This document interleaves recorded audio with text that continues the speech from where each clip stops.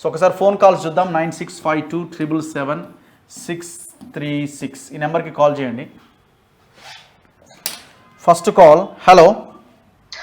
Hello. Yeah చెప్పండి అన్న, ఎక్కడి నుంచి మాట్లాడుతున్నారు? కరీంనగర్ సార్. కరీంనగర్, చెప్పండి అన్న. సార్ కేటీఆర్ సార్ నిన్న ఉండి 2 లక్షల రుణమాఫీ అయిందా అని అడిగిండు కదా సార్. 2 లక్షల రుణమాఫీ అయిందా అని అడిగిండు. చేస్తలేరు. ఆయనే 10 ఏళ్ళు పాలించి ₹1,00,000 రుణమాఫీ ఎవరు చేసిండో ఒకసారి కాంగ్రెస్ బలంగా అడగమన్నారు సార్. ₹1,00,000 రుణమాఫీ అన్నారు విపరీతమైన బాధ కొద్దున్నాం సార్. ఓకే, మీకు ఇంతకుముందు కూడా ఒకసారి చెప్పినాం. అవును, రుణమాఫీ బయట చేయండి సార్, కాలేదని. అవును. ఇప్పుడు వీళ్ళు చేయరు, వాళ్ళు చేయలేరు. మేము బలైనట్టే సార్. చూద్దాం ఏం జరుగుద్దో. మనం అందుకే అంటున్నాం కదా, కొంత సమయం ఇద్దాం, చేయకపోతే రోడ్డు మీద నిలబెట్టి అడుగుదాం. దాంట్లో ఏం మనం వెనక్కి తగ్గాల్సిన అవసరం ఏం లేదు అక్కడ. ఖచ్చితంగా చూద్దాం ఏం చేస్తారు దాని మీద. హరీష్ రావు కేటీఆర్ సార్ డబ్బుల వాటాలకి ఇస్తామని అన్నారు సార్. ఈ విషయాన్ని కూడా కాంగ్రెస్ వాళ్ళు బలంగా ప్రజలలో తీసుకుపోవాలి. చూద్దాం. థ్యాంక్ యూ అన్న.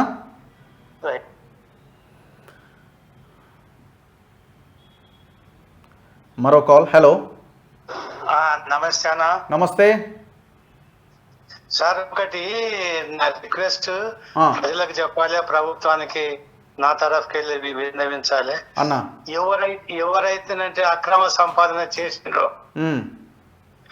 అది ఎంత టేకప్ చేసుకొని గవర్నమెంట్ కలపాలి. ఆ డబ్బుని కానీ ఆస్తిని కానీ భూమిని కానీ అంటే అప్పుడు మన స్టేట్ ఏదైతే ఉందో డెవలప్మెంట్ అయింది. అవును, ఆ ప్రయత్నం జరగాలి. యాక్చువల్గా ఎట్లుంటుందంటే అపోజిషన్లో ఉన్నప్పుడు కక్కిస్తాం, చేస్తాం, చూస్తాం అంటారు. అధికారంలోకి వచ్చిన తర్వాత మరి నాకెంత నీకెంత అనే కాడు ఉంటుంది. మరి ఈసారి వీళ్ళు ఏం చేస్తారన్నది చూడాలి. అందుకే అంటున్నాం కదా, మనం కొంత సమయం ఇద్దాం, ఆలోపు చేయకపోతే గట్టిగా ప్రశ్నిద్దాం. అదే అదే అంటున్నా నేను. ఎట్లా అంటే ఇది ఈ డబ్బంతా కూడా ఒక దగ్గర ఉంది. అది అవును, ఆ డబ్బంతా కూడా ప్రజలకు చెందాలి. అది యా అట్లా అంటున్నా sir. Thank you sir. Right అన్న, థ్యాంక్ యూ.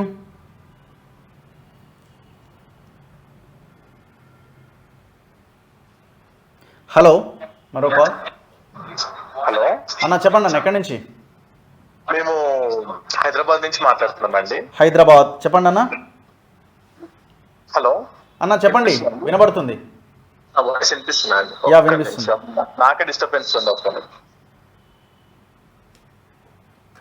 అరే, కట్ చేస్తే మళ్ళీ కలుస్తుంది అన్న. మరో కాల్. హలో. అన్న, నేను కొత్తగూడెం భద్రాద్రి నుంచి మాట్లాడుతున్నా. కొత్తగూడెం భద్రాద్రి, చెప్పన్నా.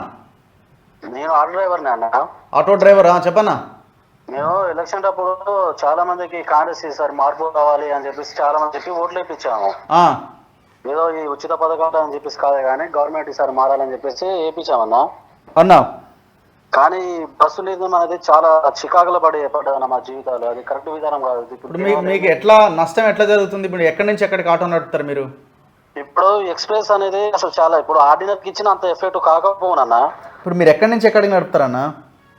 మేము కొత్తగూడెం నుంచి ఉత్తరంపూర్ నడుపుతా. ఓకే, ఎంత ఛార్జ్ చేస్తారు మీరు? మేము 30 రూపాయలు తీసుకుంటారు. ఉత్తరంపూర్కి ఎంత? 30 రూపాయలు. 30 రూపాయలు తీసుకుంటారు. ఓకే. ఇప్పుడు పాలంచ రూట్ కూడా పోతా ఉంటాం మేము. ఓకే, అక్కడ అన్ని బస్సులలో ఎక్కేస్తున్నారా?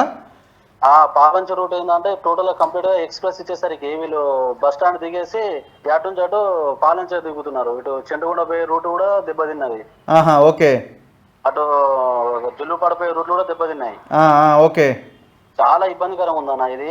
అసలు నిర్ణయం కొన్ని మార్పులు చేపులు చేయకపోతే చాలా ఇబ్బంది పడే పరిస్థితి. ఏం చేస్తే దాన్ని కొంచెం ఇది చేయొచ్చు అన్న? దీనికి సింపుల్ అన్న. ఇప్పుడు దీనికి ఎక్స్ప్రెస్ తీసేయాలి. ఒకవేళ ఎక్స్ప్రెస్ పెట్టినా గానీ దీనికి 30 కిలోమీటర్ వరకు ఫ్రీ అనేది తీసేయాలి. 30 కిలోమీటర్ దాటితే ఫ్రీ వర్తించాలి. 30 ఇది ఓకే, అర్థమైంది. అంటే మీరు ఎక్కువ ఆటోలు నడిచేవన్నీ కూడా 10, 20, 30 కిలోమీటర్స్ డిస్టెన్స్ లోనే నడుస్తాయి. 30 కూడా పోదు, ఏదంటే 25 లోపలే ఉంటది. అవునవును. ఎక్స్ప్రెస్ 25, 30 లోపల పెడితే ఏంటంటే ఏ ఆటో డ్రైవర్ ఎఫెక్ట్ పడదు. అవును. ఏంటంటే మళ్ళా ఈ ఎక్స్ప్రెస్ పెట్టడం వల్ల ఏంటంటే అసలు జనాలు ఇష్టం వచ్చినట్టు ఎక్కుతున్నారు. అసలు పబ్లిక్ కూడా బాగా ఇబ్బంది పడుతున్నారు. మరి ఇప్పుడు మీరు ఆ హామీ వాళ్ళు ముందు నుంచి పెట్టిరు కదా, అప్పుడేం మీకు ఐడియా రాలేదా? జనరల్ గా అనుకోలేదు అన్న. మేము ఏమనుకున్నా అంటే ఆయన హామీ ఇచ్చిందని చెప్పేసి అనుకోలేదు. ఈసారి ఎట్లయినా ప్రభుత్వాన్ని పడగొట్టాలి, రేవంత్ రెడ్డి ముఖ్యమంత్రి కావాలి, మరి కొత్త ప్రభుత్వం ఎట్లా ఉంటుందని చెప్పేసి అనుకున్నాలే. కానీ అసలు మేము అనుకున్నాం కదా ఆర్డినరీ బస్ కు ఫ్రీ ఇస్తే అంత ఎఫెక్ట్ పడదన్న. ఎందుకంటే ఆర్డినరీకి చాలా మంది బాగా ఎక్కువ రెస్ట్ ఎక్కువ ఉంటది, అందులో ఉంటది కాబట్టి అంత ఇంపార్టెంట్ అంత పడదు ఫరకు. యా ఓకే అన్న, చూద్దాం. గవర్నమెంట్ మరి వాళ్ళు ఏదో 1 వీక్ ఏదో అడిగినట్టున్నారు. ఖచ్చితంగా మిమ్మల్ని కూడా ఆదుకోవాలి, మీకు కూడా అన్యాయం జరిగితే తప్పు కదా. చాలా అన్న. ఇప్పుడు ఎందుకంటే ఒక ఆటో డ్రైవర్ 1000 ఓటర్లతో సమానం అన్న.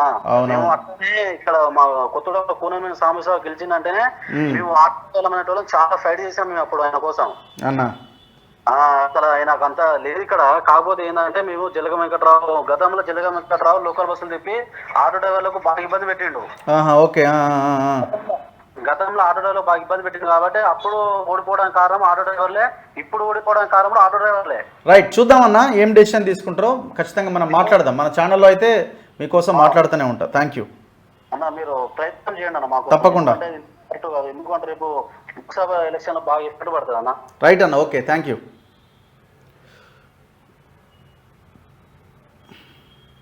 మరో కాల్. హలో రావు గారు, అన్న నమస్కారం సార్. నమస్తే.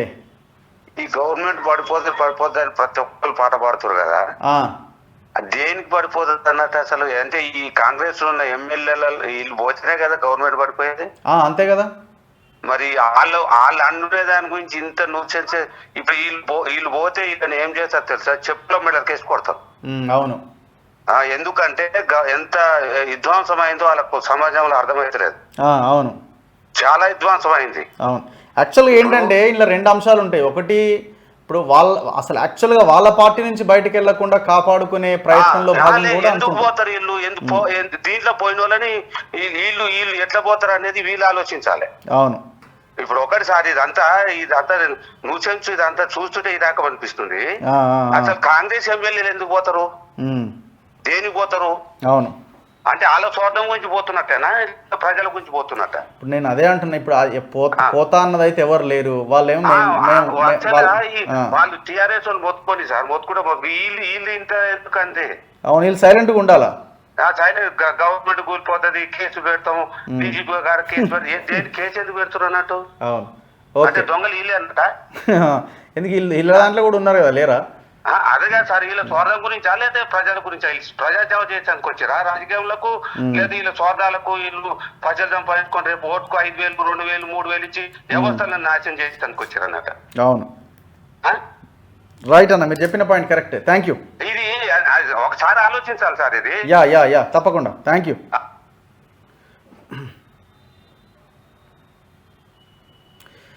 మరో కాల్. హలో అండి. అవునమ్మా, చెప్పండి. ఎవరు, ఎక్కడి నుంచి మాట్లాడారు? నమస్తే. మేము కూడా భద్రాద్రి కొత్తగూడెం నుంచి మాట్లాడుతున్నాం అండి. చెప్పండి. ఈ ఆటో వాళ్ళండి మెయిన్ రోడ్డే కానీ లోపలికైతే రావాలంటే ఆటో ఎక్కాల్సిందే కదండి. అంతే కదా, లోపలికి ఆటోనే రావాల్సిందే కదా. ఆటోలు కావాల్సిందే కదా, ఎప్పుడైనా వస్తాయి కదా. ఒకటే మాకు తక్కువైపోయినా అంటున్నారు. ఒక్కొక్కరిని 6 కూర్చునే చోట 10 మందిని ఎక్కిస్తారు వాళ్ళు. మగవాళ్ళు పక్కనే కూర్చోవాల్సిందే మనం, లేదా దీపండి అంటారు. వాళ్ళకు కూడా తెలవాలండి. అంటే సరే, ఇప్పుడు వాళ్ళకి ఏం అన్యాయం జరిగిందో నాకైతే అంత తెలియదు కానీ, అంటే అన్యాయం అంటే బేసిక్ ఏంటంటే రెగ్యులర్ గా వాళ్ళు సంపాదించే దాంట్లో వచ్చే 500, 600 రూపాయలు ఎంతో కొంత కోత అయితే పడుతుంది కదా ఖచ్చితంగా. బస్ ఎక్కితే దానిలో సరిపోతుంది కదా. వాళ్ళ లేడీస్ బస్ ఎక్కుతారు కదా. కొంచెం అండి అసలు ఇంత కూడా ఎలా వీళ్ళు గవర్నమెంట్ ఏంటి, వీళ్ళు ఏం చేస్తారు, జాబ్ చేస్తారా ఏంటి, అసలు ఇంత కూడా గౌరవం కూడా లేకుండా మాట్లాడతారండి. రైట్, ఓకే అండి, థ్యాంక్ యూ. థ్యాంక్ యూ అండి.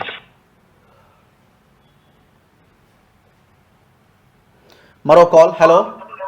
హలో, ఎస్ చెప్పండి. ఎక్కడి నుంచి? గోదావరి కండి సార్. గోదావరి కని, చెప్పండి అన్న. కొంచెం మాట్లాడాలి మేము. అంటే మాట్లాడుతున్నారుగా, మాట్లాడండి, చెప్పండి. వేరే వాళ్ళు ఉన్నారా లైన్ లో? అరే నేనే ఉన్నా అన్న, చెప్పండి. మీరు టీవీ ఆఫ్ చేసి నాతో మాట్లాడండి. నమస్తే అన్న. నమస్తే, చెప్పండి. ఏం లేదన్న, ఇప్పుడు కాంగ్రెస్ పార్టీ మొత్తం ఏంటంటే ఇప్పుడు బీఆర్ఎస్ పార్టీ ఉంది కదా, వాళ్ళు ఏదో పెద్ద గొప్ప మీ ద్వారా ఇప్పుడు మీ ప్రజలకు చెప్పదలుచుకుంటున్నారు ఏంటంటే బీఆర్ఎస్ పార్టీ ఏదో పెద్ద ఏమో చేసినాం, మేము అది చేసినాం ఇది చేసినాం అని ఇప్పుడు ప్రెస్ మీట్ కు హరీష్ రావు కేటీఆర్ వీళ్ళు వచ్చి ఏమో మేము చేసినామంటారు. ఇంత ముందు వీళ్ళు చేసిన కాళేశ్వరం వాళ్ళ గురించి అయితే మాట్లాడరు. ఎప్పుడైతే ఇది రుణమాఫీ గురించి ఇది ఇప్పుడే అమలు చేయాలి, హరీష్ రావు ఏమో ఎలక్షన్లు అయిపోయినాక 2 రోజులకే మీరు ఇస్తాన్న హామీలు ఏమైనాయి ఇవన్నీ అంటారు కదా. వాళ్ళు చేసినప్పుడు అయితే చెప్పలేదు. నేను తొలి వెలుగు ద్వారా ఇప్పుడు నేను ప్రజలకు చెప్పాల్సిన ఏంటంటే ఈ బీఆర్ఎస్ పార్టీలు అందరు ఇప్పుడు వీళ్ళు అన్ని ఏజెంట్ వీళ్ళ ఛానళ్లతో కూడా ఫేక్ న్యూస్ క్రియేట్ చేసి ఈ కాంగ్రెస్ పార్టీలను వాళ్ళని వీళ్ళను ఈ సామాన్య ప్రజలను తప్పుదో పట్టించడానికి ప్రయత్నిస్తారు. అది కొంచెం గమనించాలి. ఇప్పుడు నేను ఈ న్యూస్ ఛానల్ ద్వారా తెలియజేసుకుంటున్నా. రైట్. ఇంకోటన్నా ఈ కేసీఆర్ కూడా ఇప్పుడు ఏంటంటే ఏదో సింపతి కోసమని హాస్పిటల్ నుండి ఎప్పుడు లేని వైద్య శాస్త్రంలో ఏదో అద్భుతం జరిగినట్టు నిన్ననే అది క్యాప్చర్ అవుతుంది తెల్లారినప్పుడు. తెల్లారి నడిచిన దాంట్లో తప్పులేదు లేండి. తెల్లారి నడవడం అంటే ఇప్పుడు ఆపరేషన్లే అట్లున్నాయి. తెల్లారి నడిపిస్తున్నారు అనుకోండి, దాంట్లో తప్పులేదు. అదే అన్న. అయితే ఇప్పుడు మన కేపాల్ గారు కూడా చెప్పారు ఏమనంటే ఈయన ఎప్పుడైతే ఈ సందర్భంగా ఏం చేస్తారంటే నేను సింపతితోని ఈ హాస్పిటల్ మన ఫారెన్ లో శస్త్రచికిత్స అవి అనుకుంటా ఈ హాస్పిటల్ ట్రీట్మెంట్ పేరుతో కూడా ఎస్కేప్ అయ్యే ప్లాన్స్ కూడా ఏమన్నా చేస్తారు. అది కూడా గమనించాలి కొంచెం. ఓకే, చూద్దాం. థ్యాంక్ యూ అన్న.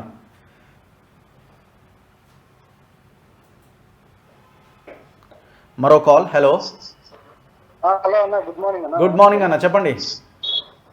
ఇది మన బస్సుది ఫ్రీ బస్ పెట్టారు కదా లేడీస్ కి, దానికి నాది ఒక చిన్న సజెషన్ ఏంటంటే ఇలాగా నెల మొత్తం వాళ్ళ ఇష్టానుసారంగా ఎన్నిసార్లు ఎక్కినా ఎక్కడ దాకినా ఫ్రీ లాగా కాకుండా వాళ్ళకి ఒక కార్డ్ అనేది ఇచ్చేసి ఒక స్పెసిఫిక్ అమౌంట్ వరకు మీరు యూజ్ చేసుకోవచ్చు. ఒక నెలకు 500, 1000 రూపాయలు అలా వరకు పెడితే బెటర్ నా ఫీలింగ్. లేదంటే మిస్యూజ్ చేసే ఛాన్సెస్ కూడా చాలా ఎక్కువ ఉన్నాయి. అయిన దానికి కాని దానికి వరకు తిరగడానికి కూడా యూజ్ చేసుకునే ఛాన్సెస్ ఉన్నాయి. అవునవును, అది కూడా పాయింటే. అవును. సో కొంచెం ఒక లిమిట్ అనేది పెట్టేసి ఆ లిమిట్ వైజ్ గానే వాడుకునేలా ఉంటే, ఆ లిమిట్ దాటిన తర్వాత ఇంకా వాడుకోలేకుండా చేస్తే కొంచెం ఆటో డ్రైవర్స్ వాళ్ళు చెప్పింది కూడా పాపం జెన్యూన్ రీజనే. అవునవును, వాళ్ళది కూడా జెన్యూన్ రీజనే. సో వీళ్ళకి ఇవ్వడంలో కూడా తప్పు లేదు. సో దాన్ని ఎట్లా అన్నది ఆలోచించాలి. ఇప్పుడు ఎందుకంటే ఇది ఖర్చు మీద ఇప్పుడు మళ్ళీ కనుక వీళ్ళు కనుక బ్యాక్ చేశారంటే లేడీస్ అందరికి ఇంకా ఒక పాజిటివ్ వాళ్ళకి వచ్చింది, మళ్ళీ నెగిటివ్ ఛాన్స్ కూడా ఉంది. కాబట్టి లిమిట్ బేస్డ్ గా చేస్తే బెటర్ ఉంటుంది. హైదరాబాద్ లాంటి సిటీస్ లో, మెట్రో సిటీస్ లో ఓకే, ఇది మన ఈ లోకల్ ట్రాన్స్పోర్ట్ వరకు మొత్తం ఫ్రీ చేసిన ప్రాబ్లం లేదు. కానీ ఈ ఎక్స్ప్రెస్ సర్వీసెస్ కానీ, రూరల్ సర్వీసెస్ కానీ ఇలాంటివి ఒక లిమిట్ బేస్డ్, ఎలాగో అందరికి ఆధార్ కార్డు కాబట్టి ఇంకా కార్డు లాంటిది వీళ్ళు ఆర్టీసీ తరఫు నుంచి ప్రొవైడ్ చేసి ఈచ్ ఉమెన్ కి లిమిట్ బేస్డ్ సిస్టమ్ వెళ్తే బెటర్ నా ఫీలింగ్ అన్న. అంతే. రైట్ అన్న, థ్యాంక్ యూ. సో ఇది వాటి పబ్లిక్ కాల్స్. పబ్లిక్ కంటిన్యూగా చేస్తూనే ఉన్నారు. సో ప్రజలారా దయచేసి ఆలోచించండి.